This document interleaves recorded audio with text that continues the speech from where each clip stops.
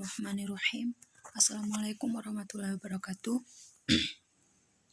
Alhamdulillahirrabbilalamin. Wabihi nasta'in ala umrid dunia waddin. Pertama, puji syukur kehadirat Allah yang telah memberikan nikmat iman, nikmat Islam, dan nikmat kesehatan.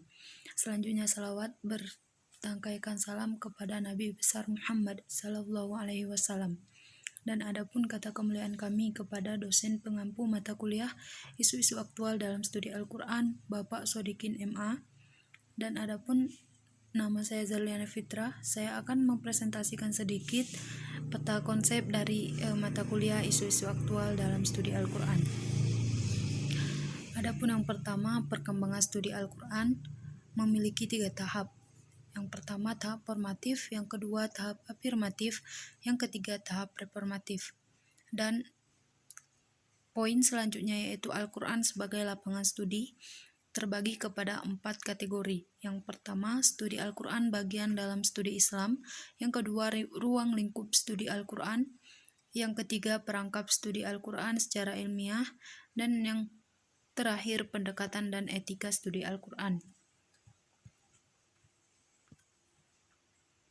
Pendekatan historis sosiologis memiliki 3 tahap. Yang pertama kajian historis, kedua konsep dasar, ketiga pendekatan historis sosiologis dalam studi Al-Quran.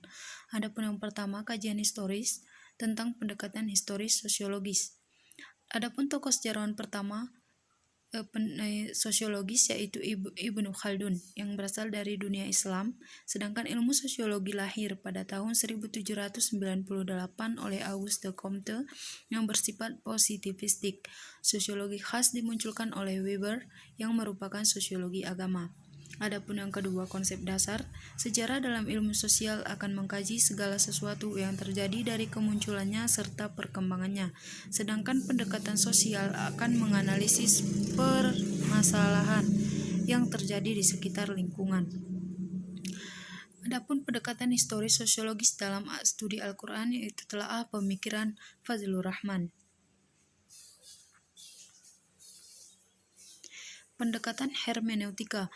Adapun pengertian dari pendekatan hermeneutika adalah ilmu untuk menelusuri sebuah kata atau peristiwa agar bisa dipahami dan bermakna. Adapun konsep dasar dari teori hermeneutika, filsafat hermeneutika dan hermeneutika kritis. Kajian historis dari pendekatan hermeneutika yaitu hermeneutika sebagai Bible, pemahaman linguistik, metodologis, fenomenologi, dan eksistensial. Pendekatan hermeneutika dalam studi Al-Quran. Selanjutnya yaitu pendekatan feminis. Pendekatan feminis adalah suatu pergerakan yang bertujuan untuk menyetarakan gender. Adapun konsep dasar dari pendekatan feminis yaitu selalu menggunakan analisis kesetaraan gender sebagai acuan terhadap segala permasalahan. Pendekatan feminis berpihak pada perempuan dan meninggikan martabat perempuan karena hakikatnya perempuan yang selalu tertindas. Selanjutnya kajian historis dari pendekatan feminis. Pendekatan feminis ini lahir bersama dengan pergerakan feminisme pada abad ke-15 oleh Christine de Pizan. Pendekatan feminis dalam studi Al-Quran yaitu telaah pemikiran Aminah Wadud. Selanjutnya pendekatan semiotika. Pendekatan semiotika yaitu memahami makna dari tanda-tanda berdasarkan kode tertentu. Adapun konsep dasar dari pendekatan semiotika yaitu menggunakan tanda sebagai objek kajiannya.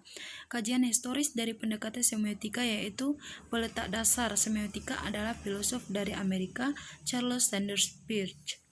Pendekatan semiotik dalam studi Al-Quran berdasarkan pembacaan surah Al-Fatihah oleh Muhammad Arkun. Selanjutnya pendekatan semantik. Pendekatan semantik yaitu ilmu yang memahami makna-makna dari suatu lambang atau tanda, baik berupa kata, perkembangan, dan perubahannya. Yang pertama kajian historis. Pemikir pertama makna adalah Aristoteles. Pertumbuhan kedua semantik dihadirkan karya Michael Brill. Konsep dasar mencari makna-makna dari teks bahasa baik yang memuat unsur dan macam-macam bahasa. Pendekatan semantik dalam studi Al-Quran telaah pemikiran Toshihiko Izuzu.